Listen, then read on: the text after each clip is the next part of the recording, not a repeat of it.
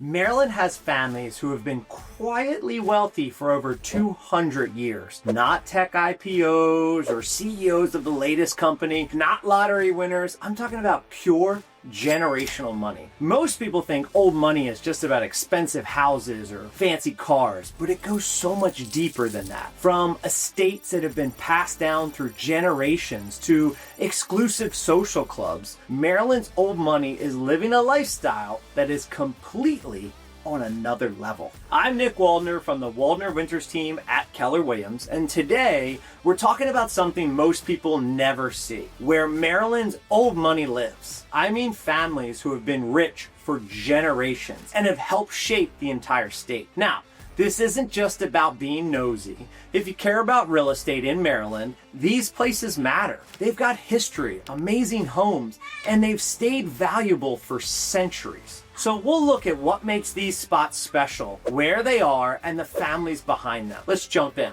Okay, before we go any further, I've got to explain something important. There's a big difference between old money and people who are just generally wealthy. And we're talking about generational ownership. Families that maintain wealth and properties for decades. Wealth preservation through multiple economic cycles, through the Great Depression, all the other big recessions and market crashes. Not the new rich from IPOs or startups. We're talking about great-great-grandfathers owning the same county land where it was still farmland hundreds of years ago. The family trusts established in the early 1900s that are still managing the assets today. Strategic investments in blue chip and bonds and real estate holdings. Children raised understanding of stewardship, not the consumption mentality of today. But club membership is often inherited through family connections spanning decades. Invitational-only clubs requiring multi-generational sponsorship. Financial capability alone is insufficient. You need the social connections and the family reputation. The Maryland Club was founded in 1857, 164 years of male-only membership. Now, 2021, women are now admitted. The memberships were often inherited through family connections spanning decades. The historic architecture preservations from the early 1920s to the 1940s, elements preserved regardless of the cost. The Georgian symmetrical facades and original multi-pane sash windows, the federal-style homes featuring fan-like doorways, decorative moldings from the 1780s to 1830s. We're talking about maintaining historical accuracy over the modern convenience. Historical integrity is viewed as a cultural investment that appreciates over time. Original landscapes designed by Frederick Law Olmsted Jr. were maintained with period-appropriate pairings. What makes old money different from just owning expensive real estate isn't just how much the house costs. It's about the systems these families have set up to keep their money, stay connected with other powerful people, and make sure the family name stays strong for generations. All right. Let's check out where these old communities are, starting with the Baltimore area. Before we go any further, if you're still watching, it probably means you're really into this kind of stuff. So you want to hit the subscribe button so you can get to know the perks and benefits and all the things that I'm talking about, from off-market listings, local market trends, real estate tips. You won't find these anywhere else. So if you want to stay ahead of everyone else in Maryland, hit that subscribe button and don't miss out on all of our content. Okay, let's get into Baltimore. Some of these neighborhoods might totally surprise you. Not because of how fancy they are, because of the history hiding behind them. Take Guilford, for example. This was a planned community back in the early 1900s. The Roland Park Company invested $1 million in the infrastructure. Remember, we're talking about the 1900s. 550 acres planned as a cohesive, elite community with major deed restrictions. The original elite residents and their legacy. We're talking about local inventors who held several patents in manufacturing and transportation innovations, banking families who financed Baltimore's industrial expansion and the railroad development. The current market dynamics and historical preservation make them attractive still today. The National Register status provides a 20% federal tax credit for the qualified rehabilitation projects, and most homes maintain their original architectural features. Price ranges from about $800 to $1.2 million for the cottages and $1.2 to about $2 million for We'll call them the standard mansions. Roland Park, this was the first comprehensive planned community in the United States, influencing national suburban development everywhere. 800 acres developed with $5 million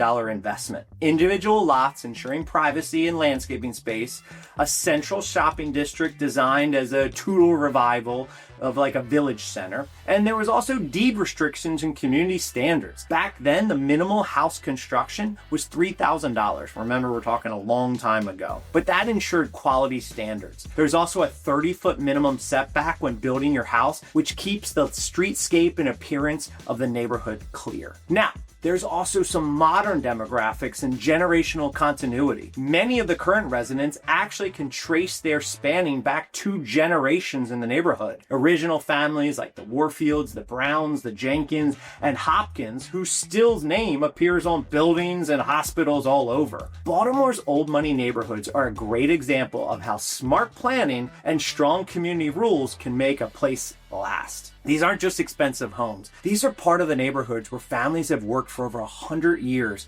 keeping things looking good and running smoothly. Now let's go to Montgomery County. We're talking about neighborhoods that show up on the national list of the richest zip codes in the country. This is wealth concentrations. Thousands of owner-occupied homes assessed at over $1 million.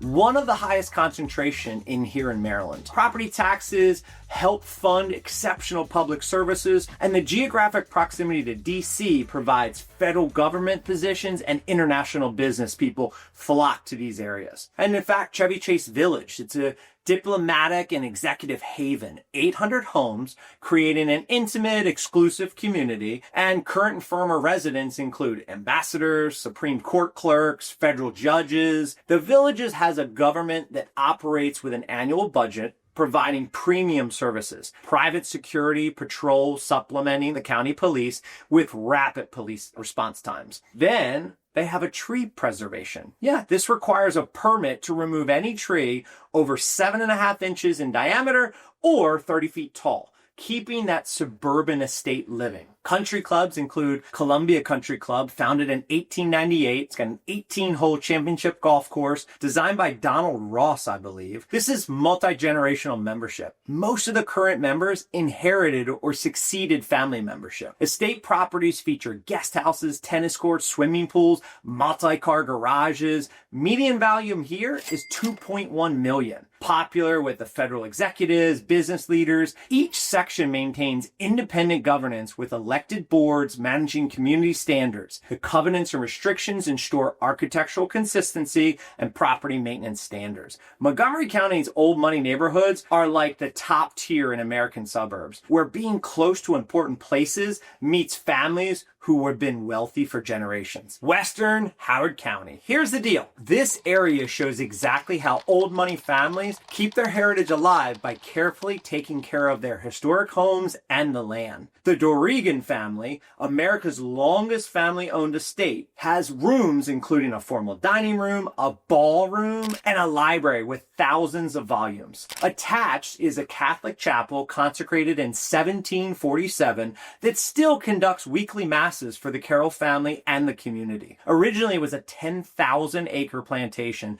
now about 2,000 acres through strategic land sales and strategic land management. In 2010, there was an agricultural preservation agreement where 500 acres are now permanently protected from development. Howard County purchased the development rights, ensuring the rural character that we all know and love. Now, there's still agricultural operations there. Cattle, grazing, hay production, timber management. This is a real working farm. Conservation easements provide federal tax deductions while maintaining the family's ownership. The property generates revenue through hunting leases, special event hosting, think weddings, and even historical tours. The historical significance and cultural impact of this property can't be measured. The only surviving residence of a Declaration of Independence signer is still occupied by one of their family members. We're talking about Charles Carroll of Carrollton, the wealthiest man in the American colonies at the time of the Revolution.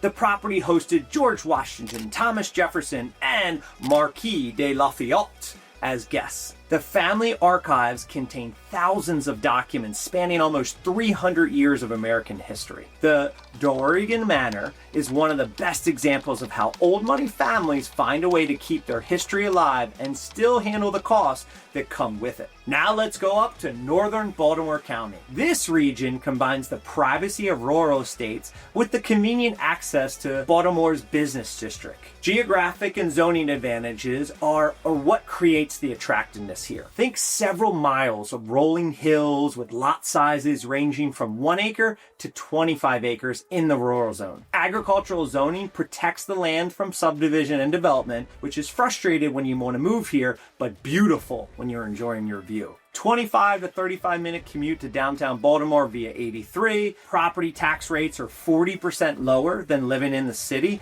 while maintaining excellent services. There's that rural character that you get from that agricultural land preservation program. The natural features like streams and woodlands and meadows that provide privacy as well as scenic beauty. The estate properties and especially the equestrian infrastructure. The historic manor houses dating back to the 1890s, the 1940s. The professional stable facilities accommodating indoor, outdoor arenas. We're talking extensive grounds featuring formal gardens, tennis courts, swimming pool, large ponds. Some guest houses and staff quarters are nicer than other homes in other areas. Did you know that the same family that founded the University of Maryland still lives in the same property today? I'll reveal that one in a little bit. But let's think about the social and recreational infrastructure. Green Spring Valley Hunt Club was founded in 1892 with 200 members. This is a fox hunting and steeplechase event type of club. You've got the Elkridge Club, which has 117 acres, championship golf course, tennis, swimming, dining, a private equestrian facility supporting hunting and jumping competitions,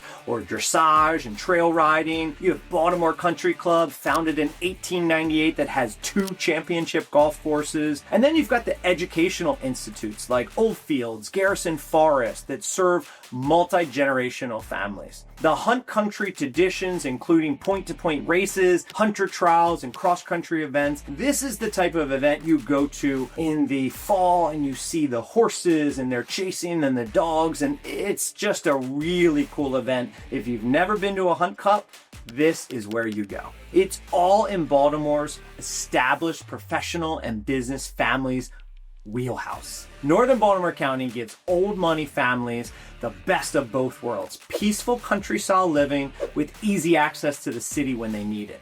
But let's keep moving and we'll head over to Maryland's Eastern Shore, where old money has a whole different feel. This time with strong ties to the water. We're moving across the Bay Bridge to the Eastern Shore, and we're going to start with St. Michael's. St. Michael's is the perfect example of an old money town for families who want that mix of waterfront beauty and classic historic charm. The notable residents and political connections run rampant. You guys remember Dick Cheney, former vice president? Yeah, he owns a waterfront compound with a private dock. There's this amazing historic district, and the architectural preservation is easily seen. You're gonna see things like federal period brick houses featuring the Flemish Bond brickwork. If you don't know what that is, look it up. It's kind of cool. There's also hand-carved details that you just don't find anywhere else. With strict historic preservation guidelines that govern exterior modifications and addition. The professional restoration craftsmen that specialize in the 18th and 19th century techniques flourish here. Now, let's talk about private deepwater docks accommodating yachts with full service at the Chesapeake Bay Maritime Museum, which also preserves that traditional boat building and sailing culture. I actually went to a wedding there and it is pretty beautiful. But anyway, we're talking miles of river locations providing protected anchorage and stunning sunsets over the water. St. Michael shows you how old money families build getaway communities that mix the rich history with the modern comforts. It's not just a cute waterfront town, it's a place that's been thoroughly preserved so that Americans' most powerful families can relax in peace. Now let's head over to Annapolis, a city that's home to some of Maryland's most impressive old money buildings and landmarks. Also the sailing capital of America. So these places aren't just spots for tourists to take photos. They actually are part of the deep history that makes Annapolis so special to old money families. Architect William Buckland created one of the most sophisticated colonial interiors in America. In fact,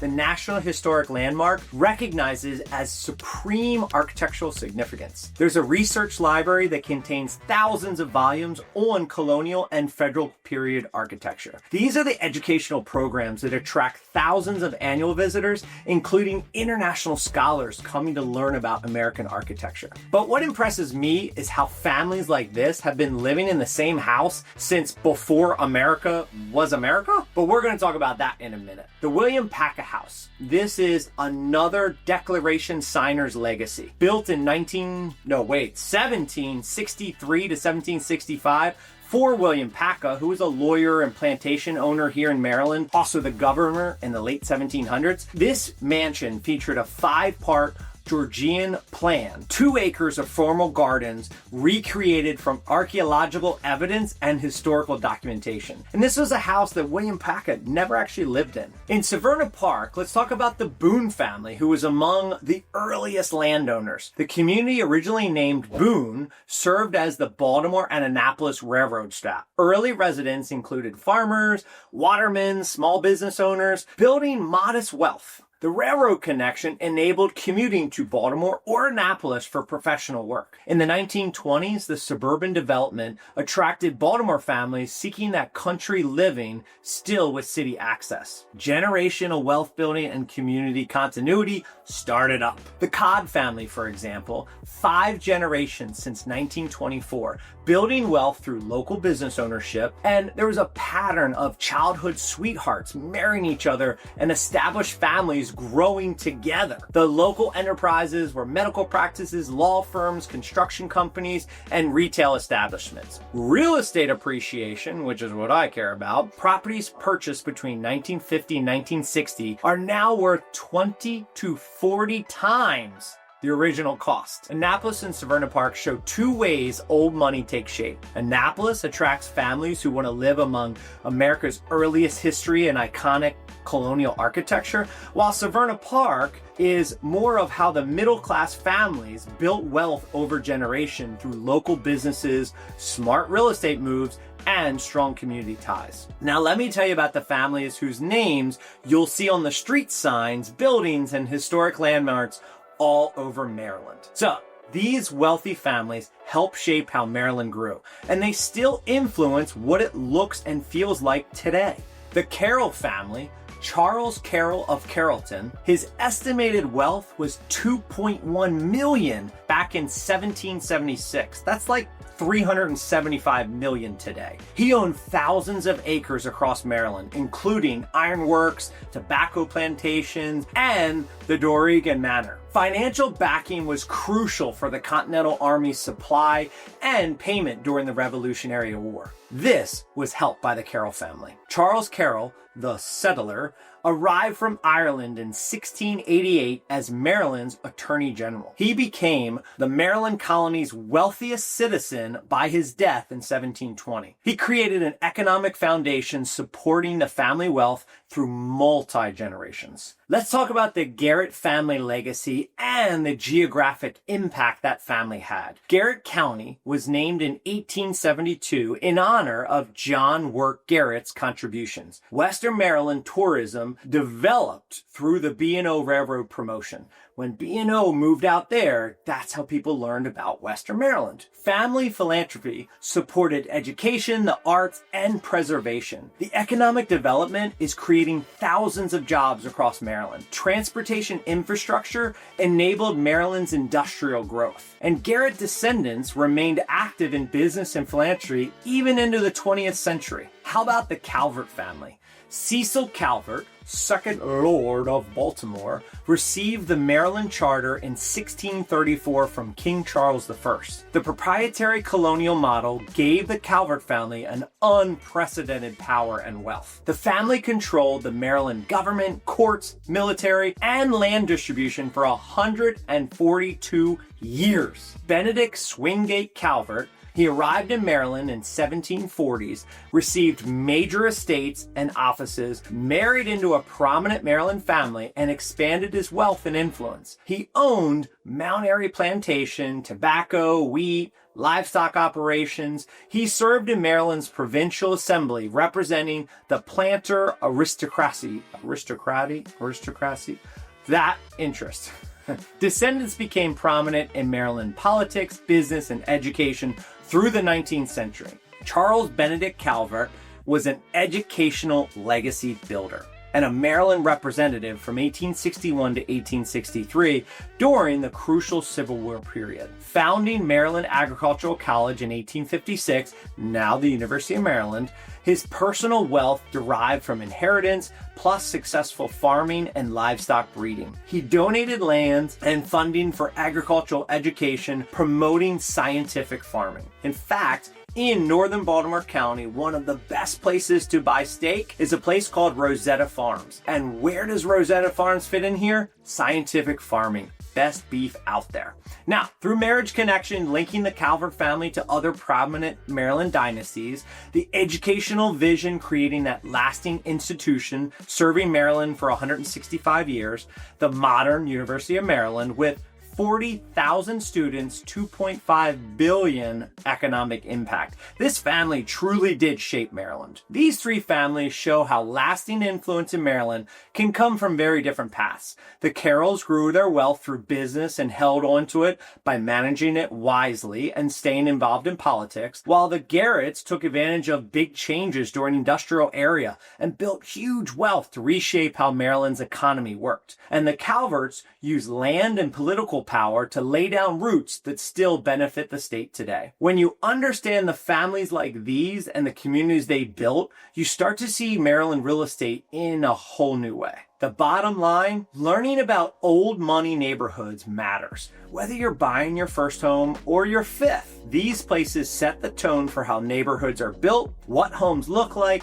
and how property values grow over time. What we talked about today shows that old money isn't just about having fancy houses. It's about how families pass down their wealth, they protect their history, and they build strong communities. And they pick locations that stay valuable for years. These neighborhoods don't just survive. They stay strong no matter what the economy is doing. So if you're serious about Maryland real estate, whether you're into historic homes or luxury estates, you need someone who knows these neighborhoods and how they work. I've helped clients all over these areas, and I'm confident I can help you too. Just send me an email at hello@waldnerwintersteam.com and let's take the first step together to finding you your next Maryland home. And before you head out, don't miss this video I linked right here. I break down $7 billion in development that's about to completely transform Baltimore. We talked about the past, now let's look at the future.